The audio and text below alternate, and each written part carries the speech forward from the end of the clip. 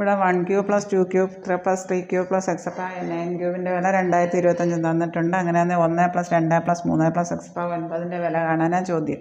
1 cube plus 2 cube plus etcetera 3 cube plus etcetera n cube, അതായത് n natural നമ്പേഴ്സിൻ്റെ ക്യൂബുകളുടെ തുക അല്ലെങ്കിൽ ഘനങ്ങളുടെ തുക എന്ന് പറയുന്നത് n into n plus 1/2 the whole square. ഈ ഫോർമുല മനഃപ്പാടമാക്കുക. അതായത് നമുക്ക് n into n plus 1/2 the whole square എന്ന് പറയുന്നത് നമുക്ക് 2025 തന്നിട്ടുണ്ട്. ഈ രണ്ട് സൈഡിലും നമ്മളങ്ങ് സ്ക്വയർ റൂട്ട് എടുക്കുക. Taking square root on both sides വരും. റൂട്ടിൻ്റെ കണക്ക് വരുമ്പോൾ അങ്ങനെ ചെയ്താൽ മതി. ഈ സ്ക്വയറും റൂട്ടും കൂടെ അങ്ങ് ക്യാൻസൽ ആകും. n ഇൻറ്റു n പ്ലസ് 1/2 എന്ന് പറയുന്നത് റൂട്ട് 2025. ഇവിടെ എന്നിന് വരെ എത്ര വരെയാണെന്ന് ചോദിച്ചേക്കുന്നത്. അതായത് 1 പ്ലസ് 2 പ്ലസ് 3 പ്ലസ് എക്സെട്രാ. ഇവിടെ എന്നിൻ്റെ വില 9 എന്ന് പറയുന്നത് എന്താണ്? n into n plus 1/2 ആണെന്നറിയാം.